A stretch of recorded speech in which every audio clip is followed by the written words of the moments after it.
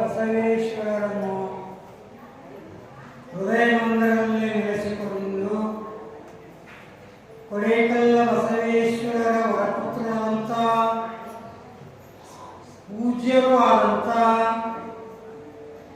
ಶ್ರೀ ಶ್ರೀ ಶ್ರೀ ಬಸವರಾಜಯ್ಯಪ್ಪ ಮುತ್ತೇನವರು ಮಹಾಲಿಂಗಮಠ ದಾಸೋಹ ಮಹಾಮನೆ ಪಡೆಕಲ್ ಅವರ ಪಾದಾರಂಭಗಳಲ್ಲಿಯೂ ನಂದ್ಯಾ ಗ್ರಾಮಕ್ಕೆ ಬಂದು ನಂದ್ಯಾ ಗ್ರಾಮದಲ್ಲಿರುವಂತಹ ಬಸವೇಶ್ವರ ದೇವಸ್ಥಾನದಲ್ಲಿ ತಪೋನಿಷ್ಠರಾಗಿ ತಪೋಗೈದಂತ ನಮ್ಮ ನಿಮ್ಮೆಲ್ಲರಿಗೂ ಪೂಜನರಾದಂಥ ಆ ತ್ರಿಮೂರ್ತಿಗಳನ್ನು ಕೂಡ ಹೃದಯದಲ್ಲಿ ಸ್ಮರಿಸಿಕೊಂಡು ಈ ನಂದಿ ಆಗಮ ಪುರಾಣದ ಕರ್ತು ಯಾರು ನಂದಿ ಬಸವ. ಆ ನಂದಿ ಬಸವಣ್ಣನವರನ್ನು ಸ್ಮರಿಸಿಕೊಂಡು ಈ ಕಾವ್ಯವನ್ನು ರಚನೆ ಮಾಡಿದಂಥ ಶ್ರೀ ಶ್ರೀ ಶ್ರೀ ವಿಷ್ಣುಗಪ್ಪ ಮುತ್ತೇನವರು ಅವರನ್ನು ಸ್ಮರಿಸಿಕೊಂಡು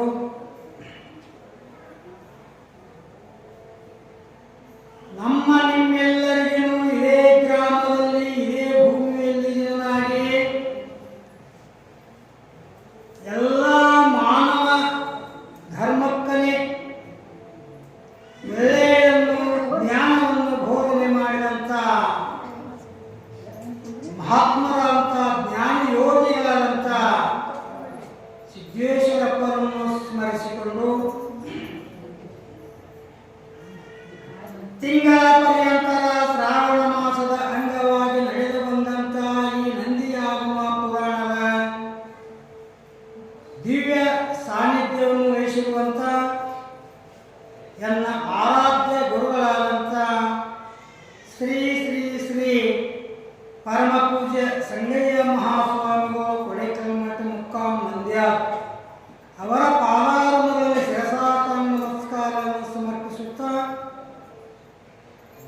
ತಿಂಗಳ ಪರ್ಯಾಂತರ ಪುರಾಣ ಪಠಣ ಮಾಡುವಂತಹ ಶ್ರೀ ಹೇದಮೂರ್ತಿ ವೀರಪ್ಪಯ್ಯ ಸ್ವಾಮಿಗಳು ಹುಣಸೀಣದ ಕೊಡೇಕಲ್ ಅವರಲ್ಲಿಯೂ ಈ ನಂದ್ಯಾ ಗ್ರಾಮದ ಎಲ್ಲ ಸಮಸ್ತ ಪೂಜ್ಯರಲ್ಲಿಯೂ ಹಿರಿಯರಲ್ಲಿಯೂ ಮಹಾತ್ಮರಲ್ಲಿಯೂ ಅಣ್ಣ ತಮ್ಮಂದಿರಲ್ಲಿಯೂ ಈ ಪುರಾಣದ ಕಾರ್ಯಕರ್ತರಾದ ಎಲ್ಲ ನವತರುಣರಲ್ಲಿಯೂ ಮಾಧ್ಯಮ ಮಿತ್ರರಲ್ಲಿಯೂ ನಿರೂಪಣೆಕಾರರಲ್ಲಿಯೂ ತಾಯಂದಿರಲ್ಲಿ ಅಕ್ಕ ತಂಗಿಯರಲ್ಲಿ ಮುದ್ದು ಮಕ್ಕಳಲ್ಲಿ ಎಲ್ಲರಲ್ಲಿಯೂ ಶರಣಾರ್ಥಿಗಳತ್ತ ಮಹಾತ್ಮರು ಸ್ತೋತ್ರ ಮಾಡ್ತಾರೆ. ಯಾರು ಕಾರ್ಯಕರ್ತರಂತ ಮುತ್ತೇನವರು ಯಾರು ಸ್ತೋತ್ರ ಮಾಡ್ತಾರ? ಸಾಕ್ಷಾತ್ ಪರವಸ್ತು ಅಂತ ಬಸವನಾಮ ಸ್ತುತಿ ಮಾಡ್ತಾರೆ. ಹೇಗೆ ಮಾಡ್ತಾರೆ ಅವರು? ಎಡಬಲವು ಆಗಲೇ ಮನ ದೃಢವೋ ಮೇಲಕ್ಕ ಹಿಡಿದು ಬಿಡದೆ ತರುಗಲೇಗ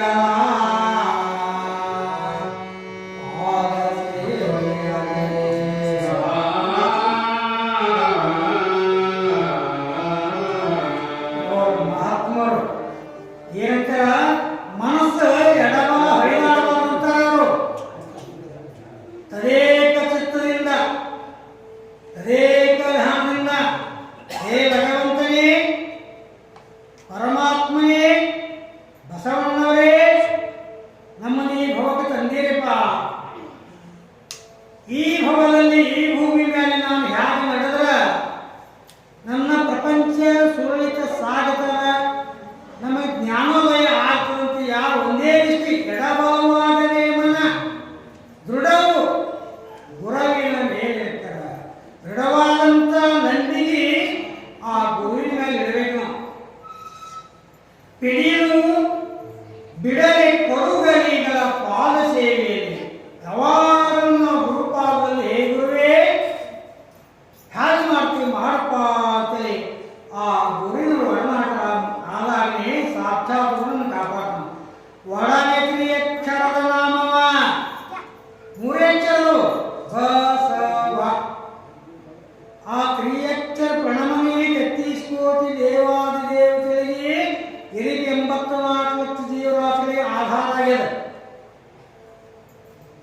ಒಡಸಿ ನಡೆಸಿ ಪ್ರಣಾಮ ಜಪವ ಮಾಡುವ.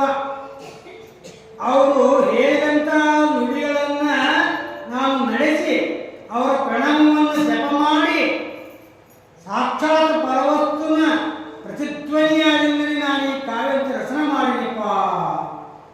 ಹಿಡಿದ ನಿಷ್ಠೆಯ ಕಡೆಗೆ ಹಾಯುವರ ಶರಣ ಕರೆಯುವೆನು.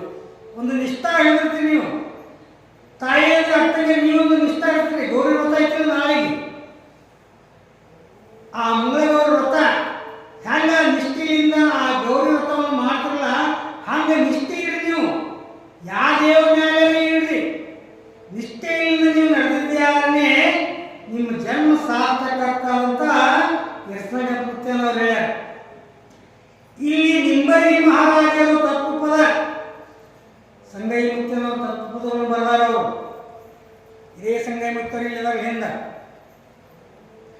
ಅವರಂತಾರ, ಸ್ಥಿರವಿಲ್ಲೋ ಈ ಕಾಯ.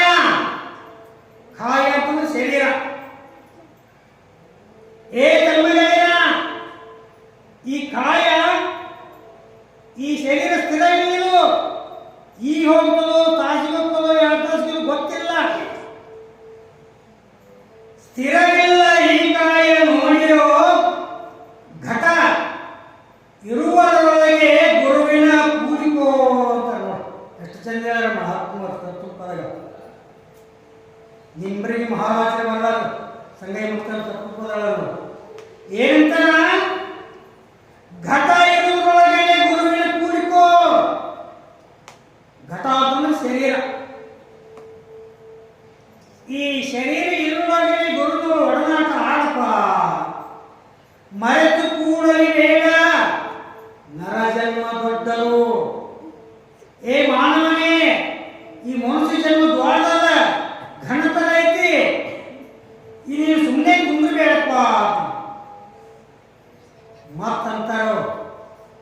ತಂದಿಲ್ಲ ಬರುವಾಗ ಏನು ತಂದಿಲ್ಲ, ಬರುವಾಗ ಏನು ತಂದಿಲ್ಲ, ತಾಯಿಗೆ ಬಂದಿರಲ್ಲ.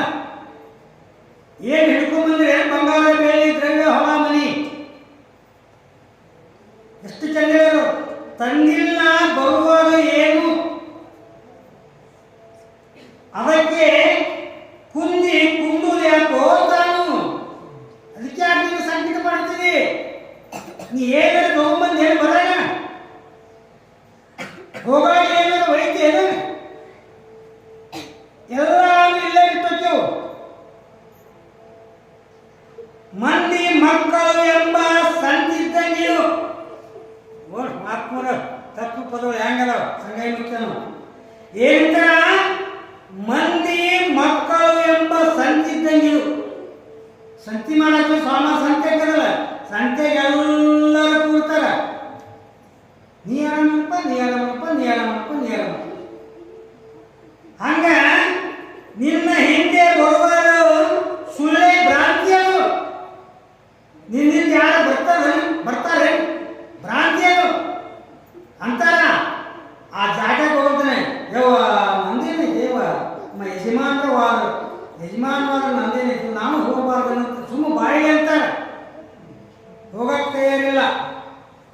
ಹಂಗ ಸುಳ್ಳೆ ಭ್ರಾಂತಿಯರು. ಮಂದಿರ ಮಡದಿ ಮಕ್ಕಳು ತಂದೆ ತಾಯಿಗಳು ಸಂದೇಹ ನುಡಿಯುವುದು. ಮಂದಿ ಮಕ್ಕಳು ತಾಯಿ ತಂದೆ ಬಂಧು ಬಳಗ ಅಂತಂದ್ರೆ ಏನಲ್ಲ, ಇದು ಸುಳ್ಳೆ. ಒಂದು ವಸ್ತುವಾಗಿ ಬಂದಾರ ಅವರು. ವಸ್ತು ಒಂದು ಆಕಾರ, ಮಾನವ ಜನ್ಮ ಒಂದು ಆಕಾರ ಕೊಟ್ಟು ಬಂದಲ್ಲಿ. ಅದಕ್ಕೆ ನೀವು ಒಳ್ಳೆಯ ರೀತಿಯಿಂದ ನಡೀಪ ಅಂತೇಳಿ ಆ ಮಹಾತ್ಮ ಕೂಡ ಅದನ್ನ ನೋಡಿದಾರ. ಅದಕ್ಕೆ ನಿನ್ನಿನ ದಿನದಲ್ಲಿ ಬಸವಣ್ಣನವರು ಎಲ್ಲಿ ಸಂಗಮದಲ್ಲಿ ಅಲ್ಲಿದ್ದಂಥ ಜಂಗಮೂರ್ತಿಗಳಿಗೆ ಏನ್ ಹೇಳ್ತಾರಪ್ಪ ಅಂತಂದ್ರೆ, ನಡೆದ ಕಪ್ಪಳಿ ಸಂಗಮದಿಂದ ಹೊಳೆನ ಕಲ್ಯಾಣಪುರದ ಪಟ್ಟಣ ಗಣೇಶ್ವರ ರಾಜಸ್ಥಾನವ ನೋಡಬೇಕೆಂದು ಇಷ್ಟ ಪೂಜೆಯು ಜಂಗಮರಿಗೆ ನಿತ್ಯಲಿಂಗದ ಸೇವೆ ಸಕ್ಕ. ನಿನ್ನಿಂದಲೇ ಏನ್ ಮಾಡಿದ್ರು ಬಸವಣ್ಣವರು? ಸಂಗಮನಾಥನ ಪೂಜೆಯನ್ನ ಇಷ್ಟ ಪೂಜೆಯನ್ನು ಯಾರಿಗೆ ಕೊಟ್ಟರು? ಜಂಗಮಮೂರ್ತಿಗಳಿಗೆ ಕೊಟ್ಟಾಗಲೇ ಕೆಲವೊಂದು ದಿನ ಸಂಗಮದಲ್ಲಿ ಇದ್ರು. ಅವಾಗ ಬಸವಣ್ಣವರು ಸಂಗಮದಲ್ಲಿ ಇದ್ದಾಗಲೇ ಕಲ್ಯಾಣದಲ್ಲಿ ಶಿವಳಿಕೆರಾಜನ ಆಳ್ವಿಕೆಯಲ್ಲಿ ಕೆಲವು ಮಂದಿ ಶರಣರು ಈ ಬಸವಣ್ಣ ಹೋಗಿ ಮುಂಚೆನೆ ಶಿವಳಿಕೆರಾಜನ 11ನೇ ಶತಮಾನದಲ್ಲಿ ಅಲ್ಲಿ ಒಬ್ಬ ಪ್ರೀತಿಯ ಗೆಳೆಯ, ಅವನ ಗೆಳೆಯ ಸಂಗಮದಾಗಿದ್ದ. ಆತ ಚೋಳಿಕ್ಯರಾಜನ ಆಸ್ಥಾನದಿಂದ ಸಂಗಮಕ್ಕೆ ಬಂದು ಅವಾಗಲ್ಲಿ ಏನು ಒಂದು ಕೊರತೆ ಕಾಣುತ್ತಿತ್ತು. ಸಂಸ್ಕೃತವನ್ನು ಅನುಕರಿಸಿ ಆ ರೀತಿಯಿಂದ ಆತನಿಗೆ ಸಮಾಧಾನವಾಗುತ್ತಿರಲಿಲ್ಲ. ಸಂಸ್ಕೃತ ಅಭ್ಯಾಸಗಳಿರುತ್ತೆ ಬಸವಣ್ಣವರು ಜಾತ್ರೆಯ ಮನೆಗಳಲ್ಲಿ. ಅಲ್ಲಿ ಸಾಹಿತ್ಯದ ಸಾರ್ಥಕತೆ ಆಗುವುದೆಂದು ಆತನಿಗೆ ಅನಿಸಿತ್ತು. ಯಾರಿಗೆ? ಬಸವಣ್ಣರಿಗೆ. ಒಂದು ವೇಳೆಗೆ 1 ಗಂಟೆಗೆ ನಡೆಯಿತು. ಒಂದು ಚಿಕ್ಕ ಓಲೆಗರಿ ಹೊತ್ತಿಗೆ ಶಿವಳಿಕೆರಾಜನ ಆಸ್ಥಾನದಿಂದ ಓಲೆಗರಿಯಲ್ಲಿ ಬರೆದಂತ ಒಂದು ಕಾಗದ, ಒಂದು ಹೊತ್ತಿಗೆ ಆ ಗೆಳೆಯ ತೆಗೆದುಕೊಂಡು ಬಂದಿದ್ದ. ಅದು ಸಿಕ್ತು ಯಾರಿಗೆ? ಸಂಗಮದಲ್ಲಿರುವಂತ ಸಿದ್ದೇಶ್ವರ ಪಂಡಿತ ಕೈಗೆ ಸಿಕ್ಕರು ಆ ಓಲೆಗರಿ. ಚಾಲುಕ್ಯ ರಾಜಧಾನಿಯ ಕಡೆಯಿಂದ ಅವರ ಗೆಳೆಯನೊಬ್ಬರು ಸಂಗಮಕ್ಕೆ ಬಂದಿದ್ದರು. ಅವರ ಬಳಿಯಲ್ಲಿದ್ದ ಆ ಕಟ್ಟಿನಲ್ಲಿದ್ದ ಹೊತ್ತಿಗೆ ಇತ್ತು. ಅದನ್ನು ನೋಡಿದ ಸಿದ್ದೇಶ್ವರರು, ನೋಡು ಬಸವಣ್ಣ, ಅವರು ಬಸವಣ್ಣರು ಹೇಳ್ತಾರ, ಇನ್ನೂ ಇಲ್ಲೇ ಸಂಗಮದಾಗಿದ್ದರು, ನೋಡು ಬಸವಣ್ಣ, ನೀನು ಆಗಾಗ ಹೇಳ್ತಿದ್ದೀಯಲ್ಲ, ಏನಂತ? ಸಾಹಿತ್ಯ ಜನಸಾಮಾನ್ಯರಿಗೆ ಮುಟ್ಟಬೇಕು. ಬಸವಣ್ಣರು ಹೇಳ್ತಿದ್ರು ಯಾವಾಗಲೂ, ನಾನು ಬರೆದಂತ ಸಾಹಿತ್ಯ ವಚನ ವಾಕ್ಯ ಜನಸಾಮಾನ್ಯರಿಗೆ ಮುಟ್ಟಬೇಕು. ಹಾಗೆ ಅನ್ನಕತ್ತಿದ್ದೆಯಪ್ಪ, ನೋಡು ಈತ ಆ ಕೆಲಸ ಮಾಡಿದ್ದಾನೆ, ಓದಿ ನೋಡು ಅಂತೇಳಿ ಬಸವಣ್ಣವರಿಗೆ ಹೇಳಿದ. ಯಾರು? ಆ ಸಿದ್ದೇಶ್ವರ ಪಂಡಿತ. ಬಸವಣ್ಣನವರು ಅದನ್ನು ತೆಗೆದುಕೊಂಡು ಓದತೊಡಗಿದರು. ಒಂದೇ ಒಂದು ಲೈನ್ ಓದಿಬಿಟ್ರು. ನೋಡು, ಚೋಳಿಕ್ಯರಾಜನ ಆಸ್ಥಾನದಲ್ಲಿದ್ದಂತ ದೇವಾಂಗ ಸಮಾಜದ ಯಾರು? ದೇವಾಂಗರು. ಎಲೆ ನಿಮ್ಮ ದಾನ, ಬೆಲೆ ನಿಮ್ಮ ದಾನ, ಸುಳಿದು ಸೂಸುವ ಗಾಳಿ ನಿಮ್ಮ ದಾನ, ನಿಮ್ಮ ದಾನವನ್ನು ಅನ್ಯರ ಹೊಗಳುವ ಕುಂದಿಗಳ ನೇನೆಂದೇ ರಾಮನಾಥನ್. ದೇವರ ದಾಸನನ್ನು ನೋಡಿದಾರ 11ನೇ ಶತಮಾನದಾಗ. ಅದು ಬಸವಣ್ಣರಿಗೆ ಪ್ರಪ್ರಥಮವಾಗಿ ಸಿಕ್ಕಿ ನುಡಿ. ಅದನ್ನು ಊರಿಗೆ ತಿಳಿದವ ಸಿದ್ದಯ್ಯ ಪಂಡಿತ. ಇದನ್ನು ಮತ್ತೆ ಮತ್ತೆ ಓದಿ ಬಾಯಿ ಚಪ್ಪಡಿಸಿದ ಬಸವಣ್ಣ. ಎಷ್ಟು ಬರ್ತಾರಪ್ಪ, ಎಷ್ಟು ಚಂದ ಬರ್ತಾರಪ್ಪ ಮಹಾತ್ಮರು ಅಂತಂದು ಇದನ್ನು ಮತ್ತೆ ಮತ್ತೆ ಓದಿ ಚಪ್ಪರಿಸಿದ. ಹೌದು ಅಂದ್ರೆ ಬಸವಣ್ಣ ಇಷ್ಟೆಲ್ಲ ಬರ್ತಾರ ಮಹಾತ್ಮರು. ಮೊದಲಿಯವ ಶರಣರು ರಾಮನಾಥ ಅಂತಂದ. ಅವಾಗ ರಾಮನಾಥ ಯಾರು? ಅದನ್ನು ವಿಚಾರಕತ್ತಿದ್ರು. ಹೌದು, ಇದು ನಾನು ನಿರೀಕ್ಷಿಸುತ್ತಿದ್ದು ಕರೆ, ಇದು ನಾನು ಬೇಕೆನ್ನುತ್ತಿದ್ದೆ ಅಂತ ಹೇಳ್ತಾರೆ ಬಸವಣ್ಣನವರು. ಸರಳವಾದ ಮಾತುಗಳು, ಆದರೆ ಎಂಥ ಉದಾತ್ತವಾದ ಅರ್ಥ.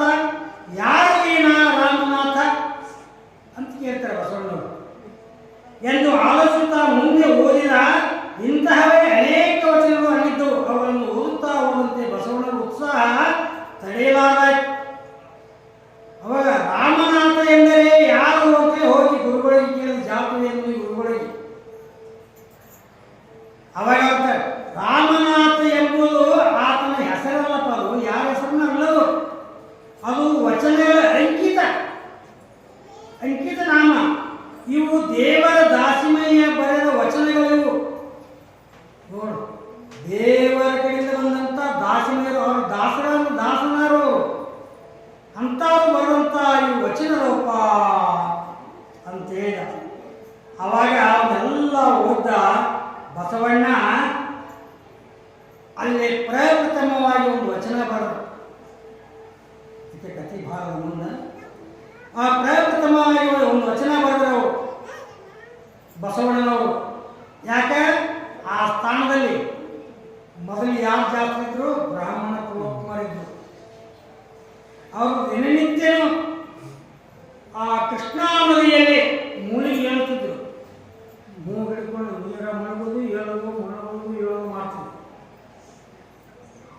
ಬಸವಣ್ಣವರು ಅದೇ ಒಂದು ವಚನ ಬರೀತಾರೆ ಪ್ರಪ್ರಥಮವಾಗಿ, ನೀರ ಕಂಡಲ್ಲಿ ಮುಳುಗುವರಯ್ಯ, ಮರಣ ಕಂಡಲ್ಲಿ ಸುತ್ತುವರಯ್ಯ, ಬತ್ತುವ ಜಲ ಒಣಗುವ ಮರಣ, ನೆಚ್ಚಿದವರು ನಿಮ್ಮ ನೆತ್ತಬಲ್ಲರು. ಎಷ್ಟು ಚಂದ ಹೇಳ್ಯಾರ ಬಸವಣ್ಣವರು. ಅದು ಜಲ ಒಂದಿನ ಬರ್ತದೆ. ನಾವು ಪವಿತ್ರ ಸ್ಥಾನ, ಪವಿತ್ರ ನೀರು ಮುಣುಗೋದು ಕೇಳೋದು ಮಾಡ್ತೀವಿ. ಒಂದಿನ ಆ ಜಲ ನೀರು ಬತ್ತುವುದದು. ತಾಯಿಯಂದ್ರೆ ಯಾರೋ ಪೂಜೆ ಹೇಳಿರ್ತಾರೆ, ಹೇಳಿ ಗಿಡಕ್ಕೆ ಸುತ್ತಾರೆ ನಿಂತಂದ್ರೆ ಮಕ್ಕಳು ಹಾಕೋ ಅಂತ ಹೇಳಿರ್ತಾರೆ. ಆ ಗಿಡಕ್ಕೆ ಸುತ್ತ ಇರ್ತಿರ್ತಾರೋ, ಆ ಸುತ್ತ ಗಿಡ ಒಂದಿನ ಒಣಗುವುದದು. ಅದನ್ನ ದೃಷ್ಟಾಂತ ಕೊಟ್ಟು ಬರ್ತಾರೆ ಬಸವಣ್ಣನವರು. ಮೊದಲನೇ ವಚನ ಕಲ್ಯಾಣ ಬಸವಣ್ಣಂದಿರು. ಮೆಚ್ಚಿದವರು ಬತ್ತುವ ಜಲವ ಒಣಗುವ ಮರಣ, ನೆಚ್ಚಿದವರು ನಿಮ್ಮ ನೆತ್ತಬಲ್ಲರು. ಮತ್ತೊಮ್ಮೆ ಹೇಳಿಕೊಂಡ ಈ ಮಾತನ್ನು ಚೆನ್ನಾಗಿ ಮೂಡಿ ಬಂದಂತೆ ಅನಿಸಿತವನಿಗೆ. ಯಾರಿ? ಬಸವಣ್ಣಗ. ಇಷ್ಟೇ ಸಾಕು. ಅಂಕಿತ ನಾ ಹಾಕಿದರೆ ಇದಕ್ಕೊಂದು ಮೆರಗು ಬರ್ತದಂತ. ಇವರು ಅಂಕಿತ ಹಾಕಿದ್ರಿಲ್ಲ, ರಾಮನಾಥ ದಾಸಮೇನವರು. ಹಂಗ ಇದಕ್ಕೊಂದು ಅಂಕಿತ ಹಾಕಬೇಕಂತೇಳಿ ಬಸವಣ್ಣನವರು ವಿಚಾರ ಮಾಡಿದರು. ಏನು ವಿಚಾರ ಮಾಡಿದ್ರು? ಸಂಗಮನಾಥ ಅಂತ ವಿಚಾರ ಮಾಡಿದರು. ಸಂಗಮನಾಥ ಅಂತ ಅಂಕಿತ ಹಾಕಿಬಿಟ್ರ ಅಂತಂದ್ರು. ಓಹೋ, ಇದು ಒಪ್ಪಂಗಿಲ್ಲ ಅಂತ ಮನಸ್ಸಿನಾಗ. ಮತ್ತೆ ಅಂಕಿತ ಮೊದಲು ಹೊಳೆಯಿತು. ಅದು ಅಷ್ಟು ತೃಪ್ತಿಯಾಗಲಿಲ್ಲ. ನಾಥಕ್ಕಿಂತ ಈಶ್ವರ ಇದ್ದರೆ ಹೇಗೆ? ಮೊದಲಿದ್ದು ನಾಥ ಪಂಥ, ಅದಕ್ಕೆ ಮೊದಲು ಈಶ್ವರ ಇದ್ರೆ ಹೇಗೆ ಅಂತ ಸಂಗಮೇಶ್ವರ ಅಂತ ಹೇಳ್ಬೇಕಂತ ಅಂಕಿತ ನಾಮ. ಅದು ಬೇರೆ ಇವರಿಗೆ, ಬಸವಣ್ಣವರಿಗೆ. ಮುಂದೆ ಏನ್ ಮಾಡಿದ? ಸಂಗಮ ದೇವ ಅಂತ ಆರಿಸ್ಕೊಂಡು ಕೂಡಲ ಸಂಗಮ ದೇವ. ಅವರ ಅಂಕಿತ ನಾಮ ಐತಿ. ಹೆಂಗ ಇವರು ದಾಸರದ ಹೆಂಗೆ ರಾಮನಾಥ ಅಂತ ಅಂಕಿತೋ ಹಂಗ ಕೂಡಲ ಸಂಗಮನಾಥ ಅಂತೇಳಿ ಅಂಕಿತ ನಾಮ ಇಟ್ಟರು. ಇಟ್ಟು ಮುಂದೆ ಆ ಪೂಜೆಯನ್ನು ಜಂಗಮರಿಗೆ ಒಪ್ಪಿಸಿ ಬಸವಣ್ಣನವರು ಕಲ್ಯಾಣ ಬಿಟ್ಟರು. ಇದು ಸಂಗಮ. ಗುರುವಿನ ಅಪ್ಪಣೆ ತೆಗೆದುಕೊಂಡು ಬಂದ ಬಸವ ಕಲ್ಯಾಣ ನಗರದ ಮುಂದೆ ಪುಷ್ಪ ತೋಟದಲ್ಲಿಗೆ.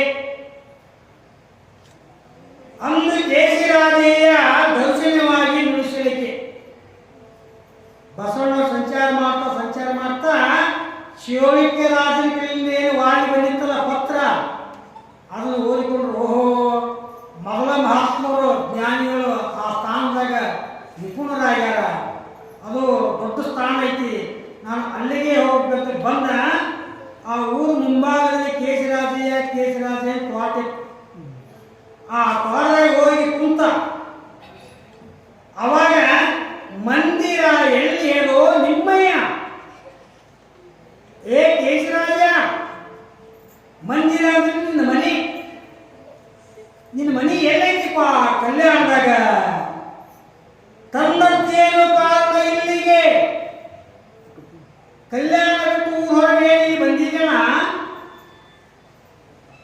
ಏನ್ ಕಾಲ ಬಂದಿದಿ ನೀನು ಅಂತೇಳಿ ಬಸವಣ್ಣ ಕೇಳಿದರು.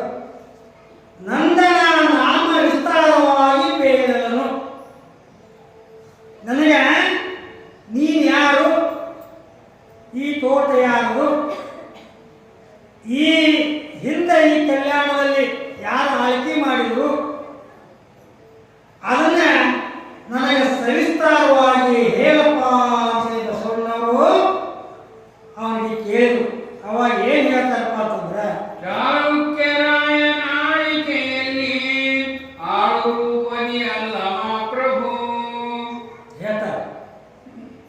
ಏನ್ರಿ ಬಸವಣ್ಣವ್ರ ಮೊದಲ 11ನೇ ಶತಮಾನದಾಗ ಚೋಳಕ್ಯ ರಾಜ ಅಂತ ಆಳ್ವಿಕೆ ಮಾಡ್ಯಾರ.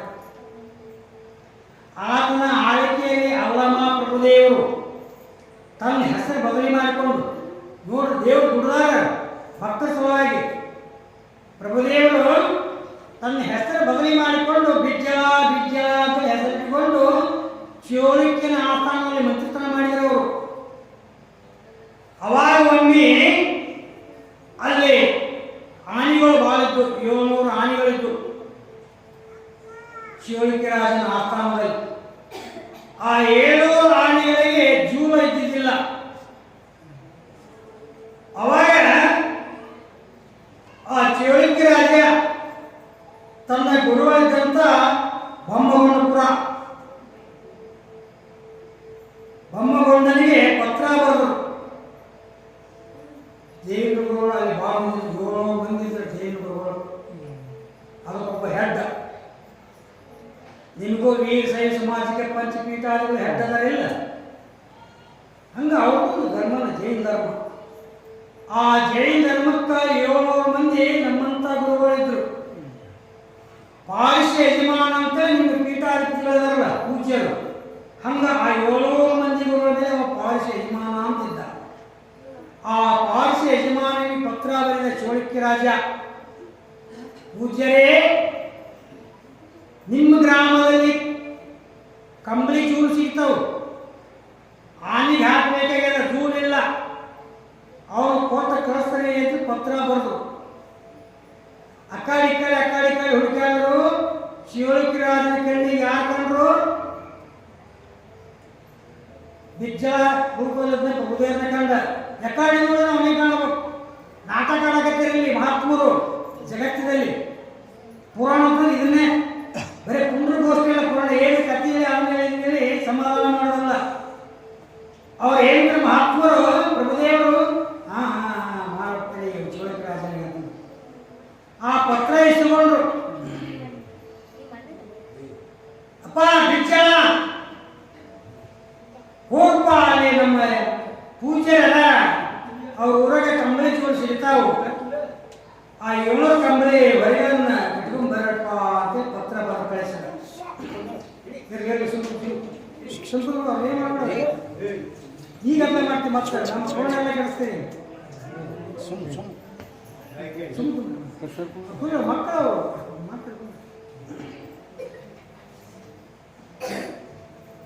ಅವಾಗ ಆ ಚೋಳಿಕ್ಯ ರಾಜ ಪತ್ರ ಬರೆದಿದ್ನಲ್ಲ, ಅದನ್ನು ತಗೊಂಡು ಅದನ್ನು ತಿದ್ದಿರು. ನೋಡು, ಮಾಯ ಕೋಲಾಹಲ ಪ್ರಭುದೇವರ ಆಟ. ಏನು ಬರೆದಿದ್ದ ಪತ್ರ? 700 ಕಂಬಳಿ ಹೊರೆಗಳನ್ನು ಕೊಟ್ಟು ಕಳಿಸ್ರಿ ಗುರುಗಳ ಅಂತ ಪತ್ರ ಬರೆದಿದ್ದ. ಅದನ್ನು ಪ್ರಭುದೇವರು ತನ್ನ ಕೈಯಾಕೊಂಡು 700 ಕಂಬಳಿ ಹೊರೆಗಳನ್ನ ಗುರುಗಳ ತಲೆಯ ಮೇಲೆ ಹೊರಿಸ್ತರಬೇಕಂತ ತಿದ್ದಿಬಿಟ್ಟ. ಹೋದವರು ಅಲ್ಲೇ ಬೊಮ್ಮಗೊಂಡನಿಗೆ ಕಳಿಸಿದವರು ಹೋದ ಅಲ್ಲಿ ಧರ್ಮಪುರಿಗೆ. ಆ ಧರ್ಮಪುರಿಯಲ್ಲಿ ಪಾರ್ಶ್ವ ಯಜಮಾನ ತೂಗು ಮನಸ್ಸ ಮೇಲೆ ಕುಂತು ಕೂಗ್ತಿದ್ರು. ಆ ಕಡೆ ಒಬ್ಬರು ತೂಗಬೇಕು, ಈ ಕಡೆ ಒಬ್ಬರು. ಅಷ್ಟು ಐಶ್ವರ್ಯ ಐತಿ ನಿಮ್ಮ ಪಂಚಪೀಠ ದೇಶದ, ಅಷ್ಟು ಐಶ್ವರ್ಯ ಐತಿಲ್ಲ. ಅಡ್ಡ ಕೊಡ್ಲಕ್ಕೆ ಎಷ್ಟು ಬೆರೆಸ್ತೀನಿ. ಹಂಗ ಅವನು ತೂಗು ಮನಸ್ಸ ಮೇಲೆ ಕುಂದಿಸಿ ತೂಗ್ತಿದ್ರು. ಇವು ವಾದ ದ್ವಾರಪಾಲಕ ಕುಂತಿದ್ರಲ್ಲ, ಅವನಿಗೇನು ಕೇಳಿಲ್ಲ, ಅವನು ಏನು ಕೊಟ್ಟ ಬಿಟ್ಟ ಚಾವಕ್ಕಲೆ. ಯಪ್ಪ, ಮತ್ತು ರಾತ್ರಿ ಮಂತ್ರಿ ಏನು ನಂತೆ ಇಲ್ಲ ಬಿಜ್ಜಳ ಅಂತೇಳಿ ಬಿಟ್ಟ. ಆದರೂ ಮನಸ್ಸು ಮೇಲೆ ಕೂಗಿದ್ರಲ್ಲ, ಆ ಪತ್ರ ಒಯ್ದು ಅವ್ರ ಕೈ ಕೊಡಲಿಲ್ಲ ಪ್ರಭುದೇವರು. ಈ ಮುಖ ಬಿಟ್ಟು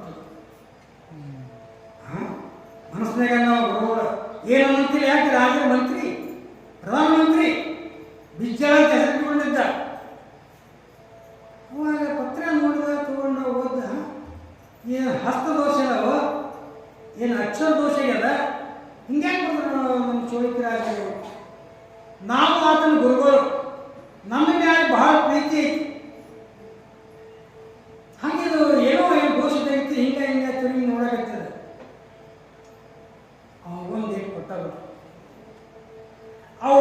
ಒಬ್ಬರಿಗೇ ಒಂದು ಏಟು ಹೊಡೆದಷ್ಟೇ ಕರೆ ಆ ಸ್ಥಾನಕ್ಕೆ 700 ಮಂದಿ ನಮ್ಮಂತ ಸ್ವಾಮಿಗಳು ಹೋದ್ರೆ ಇಪ್ಪ ನನಗೆ ಕಟ್ಟತ್ತು ನನಗೆ ಕಟ್ಟತ್ತು ನನಗೆ ಕಟ್ಟತ್ತು ನನಗೆ ಕಟ್ಟತ್ತು ಅಂತ ಹೋಸಲಿಗೆ ಬಂದರು.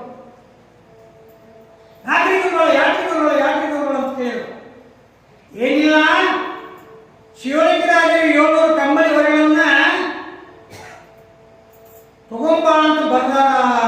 ಆದರೆ ಈಗಿಂದ ಇಲ್ಲಿ ಹೇಳ್ತವ್ರಿಗೆ ಕಂಬಳಿ ಮೇಯರಿಗೆ ಅಂತ ಹೇಳಿ ಆಗಿಂದ ಈಗಲೇ ಕಂಬಳಿ ಮೇಯ ಸರಿ ಹೆಚ್ಚಿದ ಕಂಬಳಿ ನೇಯ್ದರು.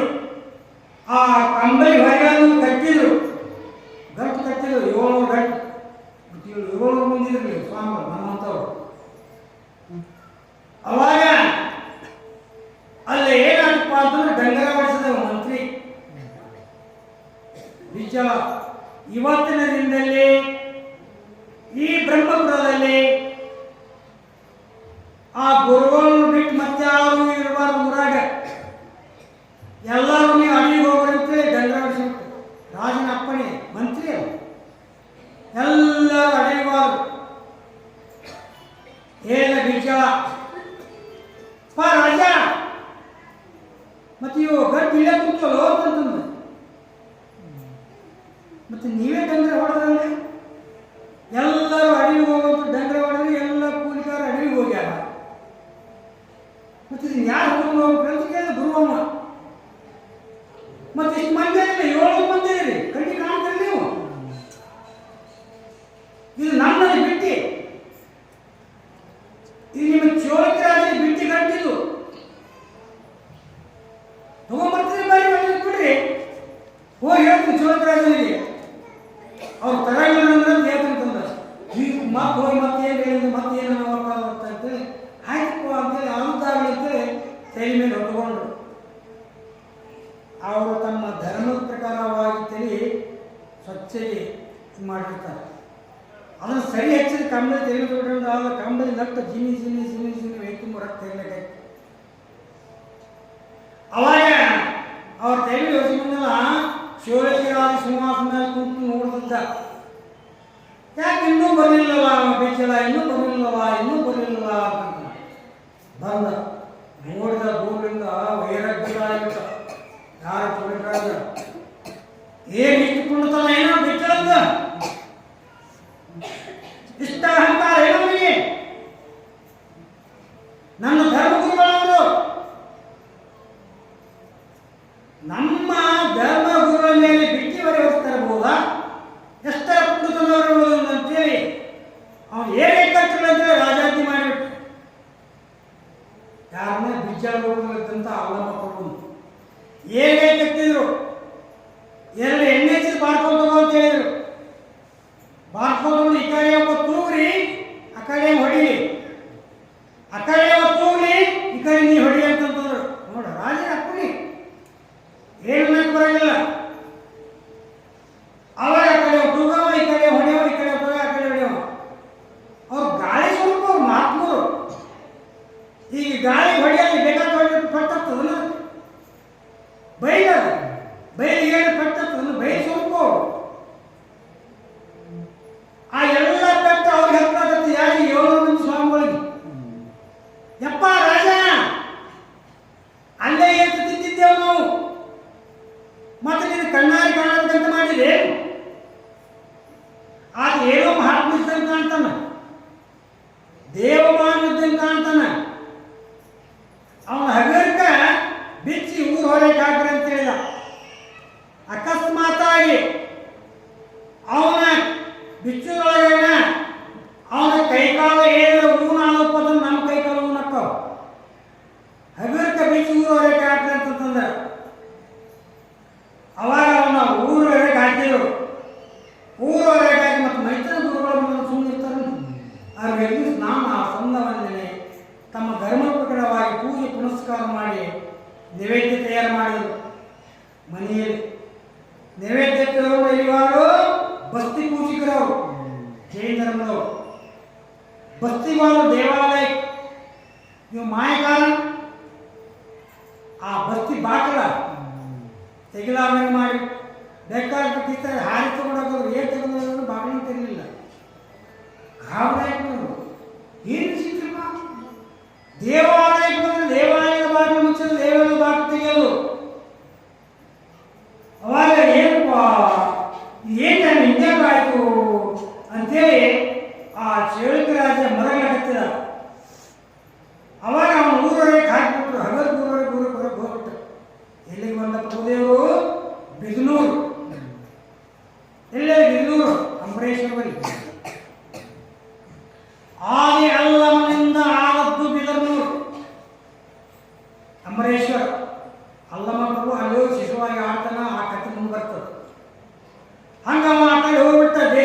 ಭಕ್ತರು ಉದ್ಧಾರ ಮಾಡೋಕ್ಕೋಸ್ಕರವಾಗಿ ಪ್ರಭುದೇವರು ಇಲ್ಲಿ ಗುಡಿ ಭಾಗದಲ್ಲೂ ಕಳವಿಲ ಬಳಿಕಾಗ ನಗರದಲ್ಲಿ ಒಳಗೆ ನೋಡಿ ಬಸ್ತಿಗಳು ಆಕಾರವನ್ನು ಬಯಲಾಗುತ್ತಿದ್ದು ಆನೆ ತೆಗೆದು ನೋಡ್ತಾರೆ ಪೃಥ್ವಿನೇ ಇದ್ದಿದ್ದಿಲ್ಲ ಬಸ್ತಿಗಳು ಅವು ಬಯಲಾಗಿ ಹೋಗಿಟ್ಟಿದ್ದು.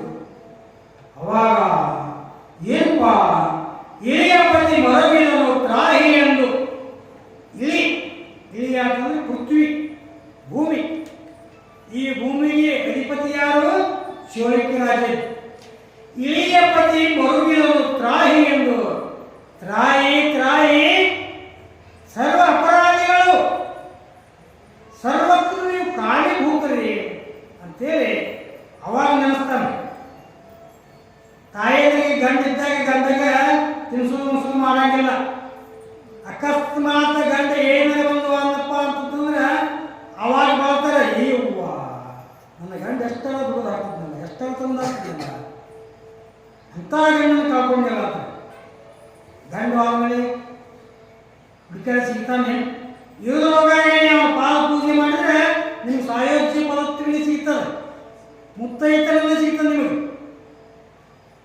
ಹಂಗ ಕಳೆಯವಲ್ಲ ಅಕಟ ಸ್ವಾಮಿಯ ಬೆಳಗು ಚಂದ್ರಕಾಂತ ಶಿಲೆಯಿಂದ ಬಿಚ್ಚ ಮೂರ್ತಿಯ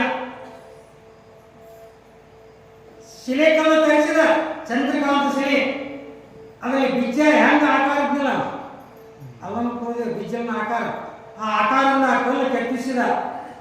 ಆ ಕಲ್ಲು ಕೆತ್ತಿಸಿ ಅದನ್ನ ಸಂಸ್ಕಾರ ಕೊಟ್ಟು ತಮ್ಮ ಗುರುಗಳು ಬಂದಿದ್ರಲ್ಲ ಅದಕ್ಕೆ ಸಂಸ್ಕಾರ ಕೊಟ್ಟು ವರ್ಮ ಲಗ್ನ ಮುಹೂರ್ತದಲ್ಲಿ ಪರಮಗುರು ವಿಜೇಂದ್ರ ಸ್ವಾಮಿಗೆ ರಚಿಸಿ ಆಲಯ ದೇವಸ್ಥಾನ ಗುಡಿನೇ ಕಟ್ಟಿಬಿಟ್ಟ, ಇಟ್ಟು ಪೂಜೆ ಮಾಡಕತ್ತಿದ್ರು. ಕರ್ಮ ಖಂಡಿಸಿಕೊಳ್ಳಬೇಕೆಂದು ಧರ್ಮಧಾಮ ನಿತ್ಯವೆತ್ತಗೆ ನಾ ಏನು ಪಾಪ ಮಾಡಿದ್ವಿ ಏನು, ಸಾಕ್ಷಾತ್ ನನ್ನ ಗುರುದೇವನೇ ಬಂದಿದ್ದ, ನನ್ನ ಮನೆಯಲ್ಲಿ ಆಳಾಗಿ ದುಡಿದ, ಅವಾಗ ನಾನು ವಿಚಾರ ಮಾಡಲಿಲ್ಲ ಎಂತ ಕಳ್ಕೊಂಡಲ್ಲಪ್ಪ ಅಂತಂದು ಅರಮನೆಯಿಂದ ಅಭಿಷೇಕ ಅರ್ಚನೆಯನ್ನು ನಡೆಸುತ್ತಿರಲ್ಲ. ಅದಕ್ಕೆ ಅಭಿಷೇಕ ಅರ್ಚನೆ ಮಾಡಿ, ಹೇ ವಿಜಯಮೂರ್ತಿ, ಹೇ ಗುರುನಾಥನೇ, ನೀನೇ ನಮ್ಮ ಮಗನಾಗಿ ಬರಬೇಕು ನೋಡ. ಅವಾಗ ಹೇಳ್ಕೊತಾನೆ ಚೋಳಿಕ ರಾಜ, ನೀನೇ ನಮ್ಮ ಮಗನಾಗಿ ಬರ್ತೀಪ ಅಂತಂದ್ರೆ ಬಿಜ್ಜ ಲೆಕ್ಕಲ ಸ್ವಾಮಿ ನಮ್ಮಯ್ಯ ಉರ್ಜಿತವ ಮಾಡೆಂದು ಚೋಳಿಕ್ಯ ಸಜ್ಜನತ್ವದ ಸತಿಯು ಮಹಾಂದಾರಿ ಸಹಿತ ಭಕ್ತಿ, ಆತನ ಹೆಂಡತಿ ಮಹಾಂದಾರಿ ಸತಿಪತಿ ಕೂಡಿನೇ ಆ ಮೂರ್ತಿ ನಡಬರಾಗುತ್ತಿದ್ದು. ದಂಡ ಪಡಿಸುವಂತ ಆಯ್ತು. ಅವನಿಗೆ ಬಿಜ್ಜ ಅಂತ ಹೆಸರಿಟ್ಟರು. ಅತಿ ಹರ್ಷದಲ್ಲಿ ಇಂಟು ಕರೆಯುತ್ತಾ ಪತಿ ಕಳಿಸಿ ಸಾಕಿದರು ಕೋವರೆಗೆ ಲಗ್ನ ಕಾರಣವ ಮಗ ದೊಡ್ಡ ಮಾತುಗಳಲ್ಲಿ ಬಿಜ್ಜಳಿಗೆ ಮದುವೆ ಮಾಡಿದರು. ಕಲ್ಯಾಣಕ್ಕೆ ಅಧಿಪತಿಯನ್ನಾಗಿ ಮಾಡಿದರು. ಅವಾಗ ಅತುಲ ರಾಜೇಶ್ವರದಿಂದ ಭೂಪತಿಯ ಜಂಬು ದ್ವೀಪವ ನಾಲ್ಕಿಯ ಸುಖದಿ. ಇಷ್ಟೆಲ್ಲ ಯಾರು ಹೇಳಿದ್ರು? ಸ್ವಾಗತದಲ್ಲಿ ಕುಂತಂತ ಬಸವಣ್ಣವರಿಗೆ ಆ ಕೇಶರಾಜ ಹೇಳಿದ. ಇಷ್ಟೆಲ್ಲ ಆಗಿದೆ ನೋಡ್ರಿ ಈ ಚೋಳಕ ರಾಜನ ಆಳ್ಕೆಯಾಗ. ಈಗ ಅವನ ತರುವಾಯ ಬಿಜ್ಜಳ ರಾಜರದರಿ ನಮ್ಮ ಕಲ್ಯಾಣದಾಗ ಅಂತ ಹೇಳಿದ. ಸುಮ್ಮನೆ ಕೇಳಿಷ್ಟೆಲ್ಲ ಹೇಳವ, ಗಮ್ಮನೇತ ಮನಕ್ಕೆ ತಂದು ತಿಳಿದು ನೋಡಿದನು. ಮತ್ತಂತಾನ, ನಮ್ಮ ಸ್ವಾಮಿಯ ನಾಮಧಾರಕ ಬಸವಣ್ಣ ಅಂತ ನೋಡಿ ಎಷ್ಟು ಚಂದ ಹೇಳ್ತಾರೆ ಮಾತು. ನಮ್ಮ ಸ್ವಾಮಿ ನನ್ನ ಗುರು ಯಾರು? ಅಲ್ಲಮ್ಮ ಪ್ರಭುದೇವರು. ನಮ್ಮ ಸ್ವಾಮಿಯ ನಾಮಧಾರಕನ ನೆಮ್ಮಿ ಆತನ ಮಂತ್ರಿದನವನು. ನಮ್ಮ ಸ್ವಾಮಿಯಾದಂಥ ನನ್ನ ಗುರು ಅಂತ ಬಿಜ್ಜಳದ ರೂಪದಲ್ಲಿ ಬಂದಂಥ ಅಲ್ಲಮ್ಮ ಪ್ರಭುವಿನ ಕೈಯಾಗ ನಾನು ಕೆಲಸ ಮಾಡಕ್ಕೆ ಅಡ್ಡಿಲ್ಲ ಅಂತಂದ. ಹಾಗೆ ಗುರುವಿನ ಹೆಸರಿಟ್ಟಾರಿಲ್ಲ. ನೆಮ್ಮಿ ಆತನ ಮಂತ್ರಿತನವನ್ನು ಹಿಮ್ಮನಿಲ್ಲದೆ ನಡೆಸಿಕೊಡುವೆನಂತ ಕಲ್ಯಾಣಪುರದವರು ಹೊಕ್ಕ ಬಸವೇಶ.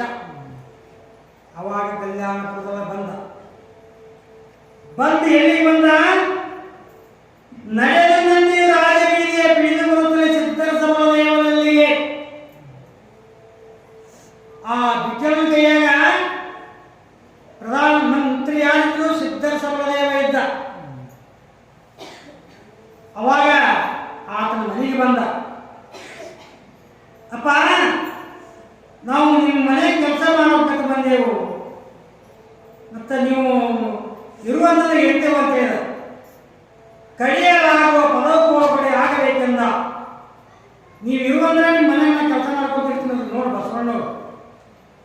ಅವ್ರ ಮನೆ ಕೆಲಸ ಕೇಳಿದ್ರು ಹೋಗಿ. ಅವ್ರು ಕೇಳಿದ್ರು ಏನ್ ಕೇಳ್ತಾರಪ್ಪ ಅಂತಂದ್ರೆ, ಯಾವ ದೇಶದಿಂದ ಬಂದಿರಿ, ದಾವ ಕುಲ ಗೋತ್ರವು ನಿಮ್ಮದು, ದೇವ ಬ್ರಹ್ಮರ ಕುಟುಂಬ ಶಾಖೆ ಶ್ರೀ ಭಕ್ತ ಗೋತ್ರಜರು. ಅವಾಗ ಕೇಳಿದ್ರು ಯಾರೋ ಸಿದ್ಧಾರ್ಥ ಬಲದೇವ, ನಿಮ್ಗೆ ಯಾವ ದೇಶಪ್ಪ, ಯಾವ ಊರ, ಯಾವ ಕುಲ, ನಿಮ್ಮ ಗೋತ್ರ ಯಾವುದು ಮತ್ತು ಅಷ್ಟೆಲ್ಲ ಕೇಳಿ ನಮ್ಮ ಮನೆ ಕಡೆ ಇಟ್ಕೊತಾರೆ. ತಮ್ಮ ಧರ್ಮದಾಗಿದ್ದರೆ ಮೊದಲು ಇಟ್ಕೊತಾರೆ. ಹಂಗೆ ಎಲ್ಲ ಒಟ್ಟು ಕೇಳಿದ. ಅವಾಗ ಇವರು ಹೇಳಿದರು, ದೇವ ಬ್ರಾಹ್ಮಣರು ನಾವು, ಮತ್ತು ಅವರು ಬ್ರಾಹ್ಮಣರು. ದೇವ ಬ್ರಹ್ಮರು ಪ್ರಥಮ ಶಾಖತ್ರಿ ವಚ್ಚ ಗೋತ್ರಿಜರು ನಮ್ಮ ಧರ್ಮ. ನಾವು ಕನ್ನಡ ದೇಶ ಸ್ಮಾರ್ತರು. ಅವರಲ್ಲಿ ಹೇಳೋದು ಬ್ರಾಹ್ಮಣರು ಸ್ಮಾರ್ತರು ಭಾಗವತರು. ಹಂಗ ನಾವು ಕನ್ನಡ ದೇಶ ಸ್ಮಾರ್ತರು ಸೇವೆ